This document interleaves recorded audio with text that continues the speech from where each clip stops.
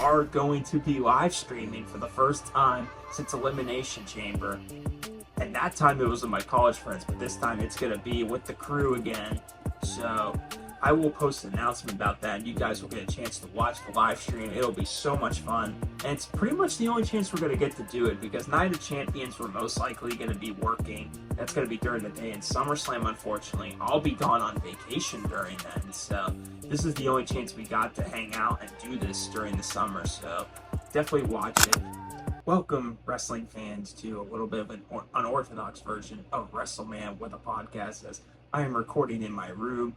I'm recording with an iPhone. I'm talking a little more quiet because it's late at night in terms of when I'm recording, but have to get my Money in the Bank 2025 predictions video out. It'll be a little bit quicker than the full podcast version due to busyness from me and my co-host for the podcast, but you are going to get Matt and Troy's thoughts. Before we get to the pay-per-view itself, we do have to acknowledge the releases recently of WWE, including one huge heartbreaking release of one R Truth that has been released for the company after almost 2 decades. I believe it's past 2 decades of work for WWE. There are other releases as well, such as Carlito being another big one, but man, this one stings. And apparently, getting the full context of the release, this was more of a Nick Khan decision apparently than a Triple H one. Now, I keep saying apparently because take everything with a grain of salt from the news, but it was reported that earlier in the year R Truth was going to be released. It was apparently a financial decision, and John Cena knew about this and requested to work with R Truth, maybe somehow to convince people that he's an attraction, he should stay, but to no advice. R Truth is still released due to, again, financial decisions. And again, I am not good in the business world at all. I don't know crap about finances in the business world, but I do know that TKO is a multi-billion-dollar company with not just the WWE, but the UFC. You really tell me releasing one of the most genuine people and one of the most entertaining people, you have to get rid of them? I don't understand this at all. It makes no sense. R Truth wasn't really hinting at retirement, because I was maybe thinking, was he hinting at it? But no, he just randomly tweeted and thanked everyone and acknowledged that he got released. So I don't get this. And the Carlito one as well, it's kind of weird. Like, we're releasing these comedy characters, which makes me kind of think, is WWE not into like comedy wrestling, this TKO Triple H regime? I don't know. I don't know what to think about this.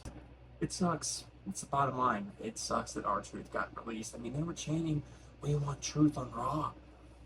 They were not exactly hijacking the show, but they were acknowledging that they missed them. So they might have to make a decision whether it's bringing him back or I don't know what's the future for R Truth. I do wish him the best. I think we all do, for not just him, but everyone else, like Carlito and others who have been released. But it's a heartbreaker, man. It's a heartbreaker that a guy as genuine as him, that is so loved by the locker room, and it's just one of the most funny characters ever, and just genuine people, gets released like that. Just proves that it's a brutal business, man. It does. And news going on right now with WWE. Some releases, some unfortunate releases. I just found out Sarah Logan, Valhalla, just got released. It sucks, you know. She wasn't doing much. It always sucks for someone to get released. Carlito, he's literally, his contract ends in 2 weeks, and he was not even on Raw this week, so it sucks. I'm a huge Carlito fan, but you know. And then the worst part of all, R Truth. He's been with the company since longer than I've been alive. So it's very sad that he's gone. I know fans and fellow coworkers are very upset that he's gone. I would be too. I'm upset. And then for the releases, it's sad that WWE just doesn't like comedy anymore. R Truth was there since 2008, been one of the funniest characters ever, and just nothing. I guess that's probably why they put him against Cena for like his last match. I don't know. I'm kind of sad about it. Like, but I know he's gonna do well. He's probably gonna go to TNA. and then he would just go to NXT technically. But if he goes to AEW, R Truth in AEW would be the funniest thing ever. Because that would just be like contradiction to everything AEW is. So honestly, that might be funny. And then Carlito, I mean, he barely did anything this second run. He made a few jokes. I don't remember any matches Carlito had in his second run besides Rumble matches. Like, that's a bad thing. Like, he was always... Was he ever in... Like, was he injured all the time? I don't know, because he, like, very rarely wrestled. So it was weird.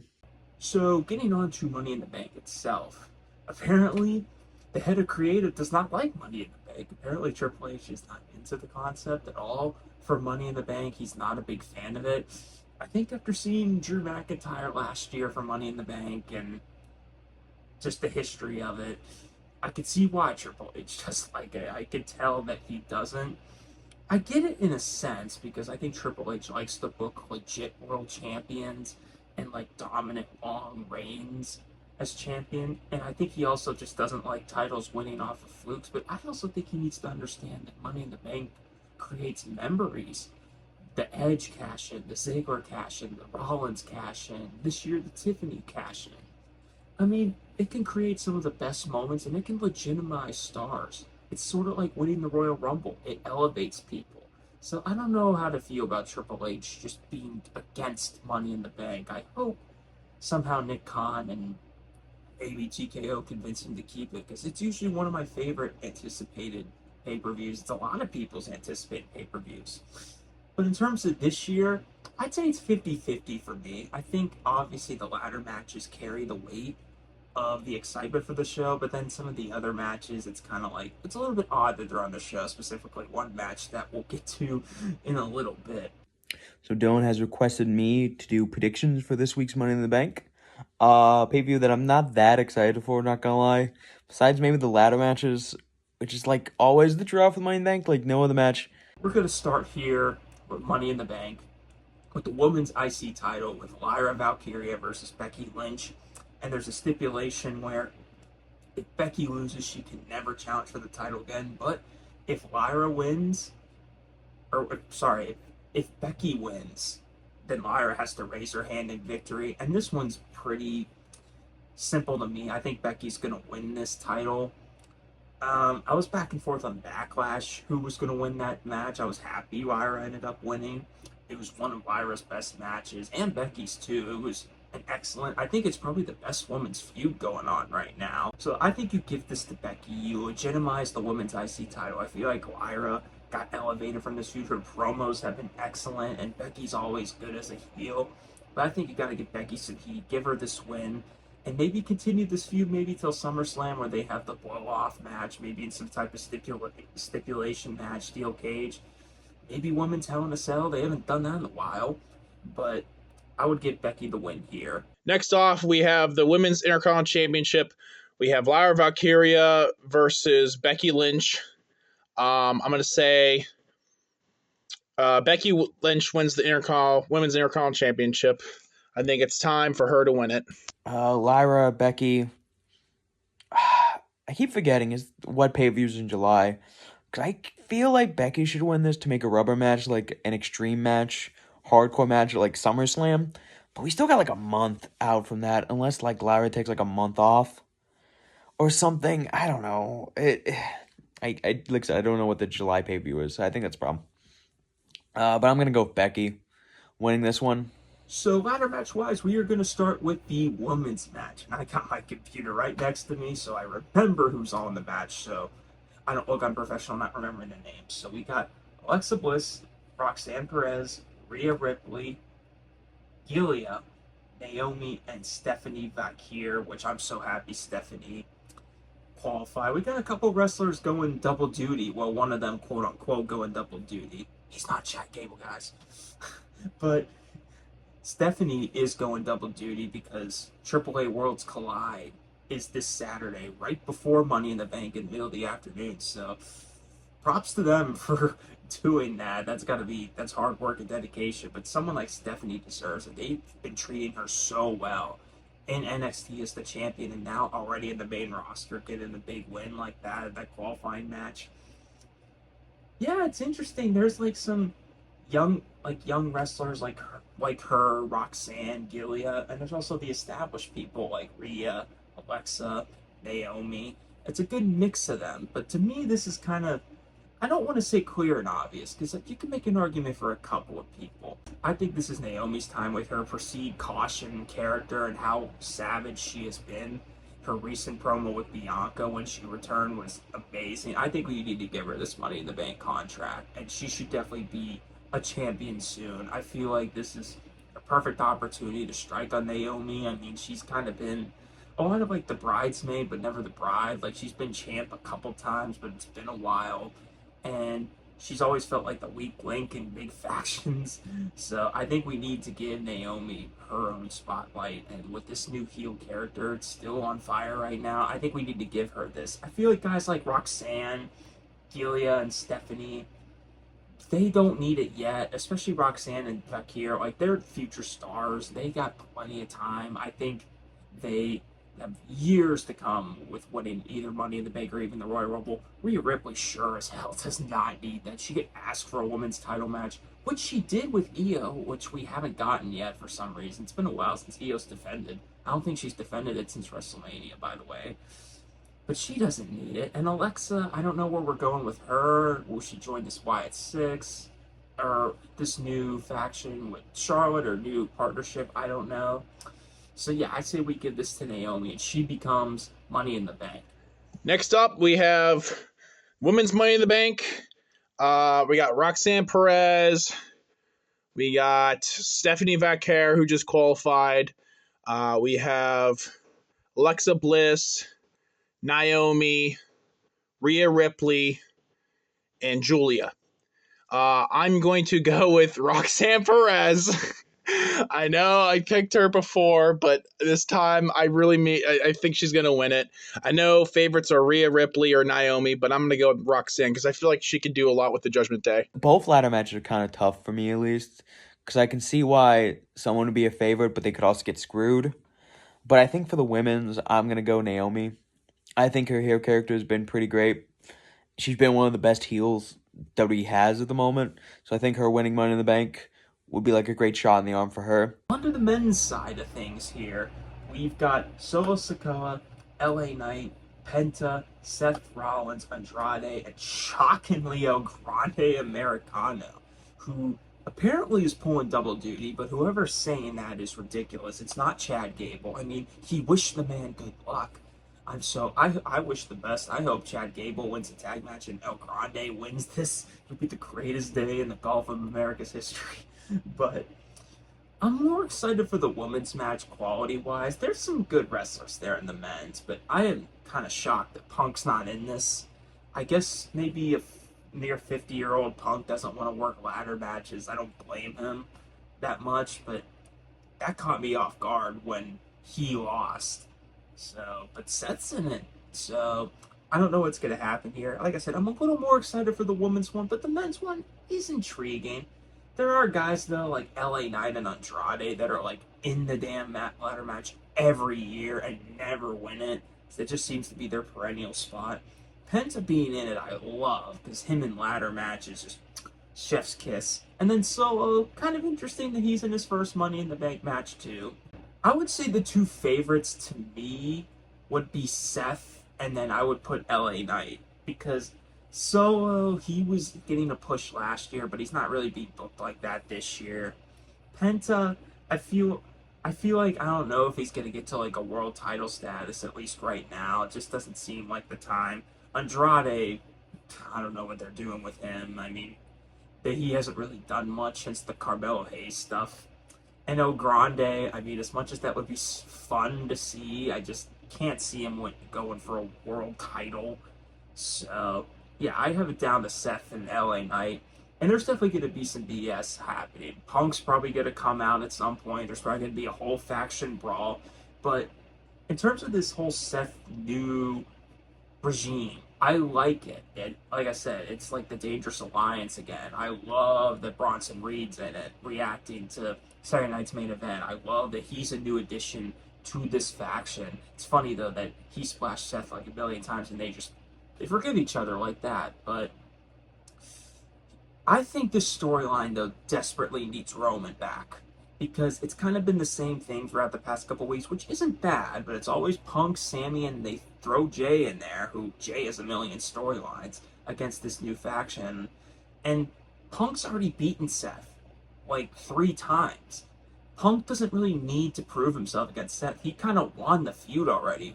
Roman's the guy that can't get one on Seth. He's the one we want to see kick Seth and Heyman's ass. No disrespect to Punk, but I think guys like me and other fans want to see Punk go after Cena. He called him out on Raw, and people were hyped for it. I think we want to see Punk kind of done with this story a little bit. Maybe Punk can like feud one-on-one with guys like Breakker and Reed, because we haven't seen that, but we've seen him and Seth one-on-one a million times. I think we need to transition to the Seth part with Roman. And even though people are saying Seth winning Money in the Bank is predictable, kind of like Rhea Ripley with the woman, Seth does not need that. He does not need it. He's already won it. He doesn't need Money in the Bank. He can literally ask Jay for a match at SummerSlam and Jay would give it to him. So, yeah, Seth is so established at this point. I think Punk's going to come back. Sammy is probably going to get involved too. But I think what's ultimately going to cost Seth is Roman Reigns. Roman's going to come back and beat the hell out of Seth. Hopefully get his hands on that walrus, Paul Heyman. And that'll screw him over.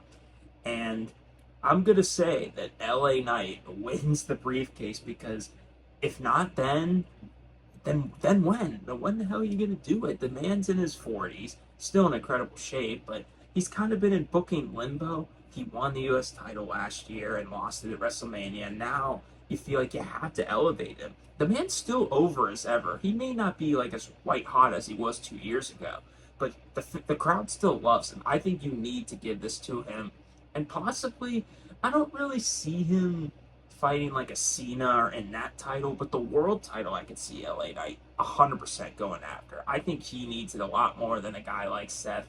And like I said, the other guys in the match I just can't see. Like maybe Penta, like an outside chance, but I just can't see it. So I definitely think Seth gets screwed by Roman, as it looks like he's going to win. But I think LA Knight's going to win it, because I think we need to give him a world title this year. I think it's due. If you're going to give Jay a world title, no disrespect to him, then you got to give a guy that's just as over in LA Knight a title. Last main event, we have the men's Money in the Bank. We have Seth Rollins. We have Penta. We have LA Knight. We have Solo Sikoa.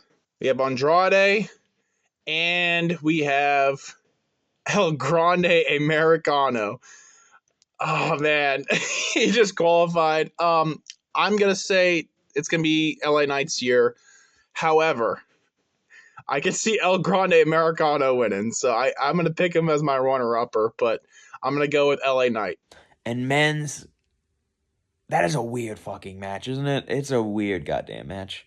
I could go with the safe option, just say Seth, because he's got the new heel faction. But I also see, like, CM Punk running out and, like, costing him the match as well. I could see that too. I could. But I think I'm going to go with the safe option and just say Seth's going to win that. And in our main event, because I'm sorry guys, this is going to be the main event whether you like it or not, for the 3rd year in a row we have a tag team match main eventing, which is John Cena and Logan Paul versus Cody Rhodes and Jey Uso. How the hell did we get here? Now, the past 2 years where we had Cody, Orton, and KO versus the Bloodline, and then the Bloodline Civil War, made a little bit more sense when it came to having those tag matches. I don't know about this one. This one feels so put together at the last minute. And I don't think it's bad, but Cena and Logan Paul randomly teaming up when Logan Paul literally like trashed Cena before the Chamber match this year and was like talking shit about Cena. It's a little bit weird. It's a little bit weird. This 100% was Logan Paul wanting to do this. I know he convinced TKO and WWE that he wanted to tag with Cena, and they obliged to it. This is like TKO's wet dream, is him and Cena together as an alliance. I just know it.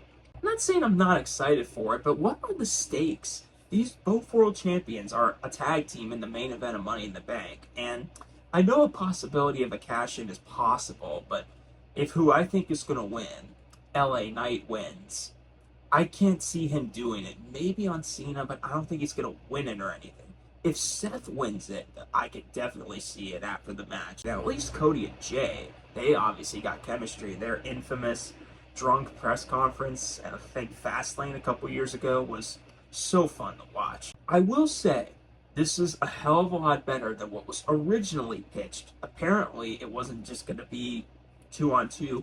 We were going to throw Jimmy into the mix, and Travis fucking Scott was apparently going to be Cena and Logan Paul's tag team partner. Thank God that's not the case. He might still get involved in this match, but I think it's better off that it's just 2-on-2. And just the way the Cena heel turn is gone, it's weird because Cena just feels so cartoonish. And I don't want to say that like in an insulting way, but man, I know his character in general is over the top, but some of his like facials and promos is so like Saturday morning cartoon villain, where you got guys like Roman and Seth and most of these characters that feel real. You got basically a guy like Cena playing a character. I don't want to say that as an insult, but I do believe the people that are saying that he doesn't feel genuine as a heel. Even though the stuff he says is right, it kind of feels corny the way he's going at it. But I keep saying it. I think The Rock is to blame for a majority of Cena's heel turn maybe not hitting the way we want to. There's still time for them to stick the landing, but so far I haven't hated the Cena heel turn at all. He's entertaining to watch. I'm happy he's champion, but it definitely underwhelmed a little bit, and I think that's another reason too that this tag match is so random. I think a lot of people wanted Cena versus Punk at Money in the Bank. But if it was going to be this early, because Money in the Bank's usually later in the year, I'm kind of happy that they're waiting on this. I think Cena Punk's probably going to happen later this year, maybe too when Cena's not champion, possibly, because I definitely think we're going to get Cody Cena Part 2 at SummerSlam. In terms of this tag team match, I boil it down as simple as this. Jay's got a world title match versus Gunther on Raw, where we could possibly see a cash in. Which I don't think so. I think Jay's still going to be champ by SummerSlam. I don't think they're going to take the belt off him this early, but it's a possibility. Cody just got pinned at WrestleMania. Cena's the top champ of the company. So you want to protect all three of these guys, pretty much. I know maybe Cody could take another fall, but you don't really want to do that after WrestleMania. So Logan Paul's the odd man out on this situation. So I think he eats the pin. And they kind of teased the Cena and Logan Paul descent. Literally, they just got together and they're already going to fall out. So I think Cena's just going to kind of screw Logan over. And I think Cody and Jay are going to win. I think probably Cody pins Logan Paul is the safe bet. I'm going to say Cody and Jay win. Protect Cena a little bit. And we start to tease this Cody-Cena match at SummerSlam. But unfortunately, or fortunately, if you're a fan of this, I think since we're in Saudi, the next pay-per-view United Champions, I think it's going to be Cena versus Logan Paul for the title, which no one's going to cheer for Logan Paul over a heel Cena, but yeah, it's going to be a weird heel versus heel dynamic. Maybe Cena starts to see the light again, but I think we're going to get it. I just think that's the reason why we're doing this, is so Logan can have his program with Cena. So give me Cody and Jay to win this. John Cena, LA Knight, and then against Jey Uso and Cody Rhodes, I'm going to say Cena and Logan Paul win. I think it's a good way for them to win. The main event, I could care less about that tag match. I really could. I'd imagine either Logan or Jay is going to take the pin, and I feel like it makes more sense for Logan to take the pin. So I'm going to say Jay and Cody win by pinning Logan, because they're not pinning John Cena. I feel like John Cena would just like leave him or something. I appreciate all of you for watching this all the time. Like I said, a little bit of a weirder predictions video, but wanted to get it out there for you guys. Still excited for the pay-per-view, but some odd matches in there, like I said. But that's going to do it. Enjoy Money in the Bank, and have a good weekend.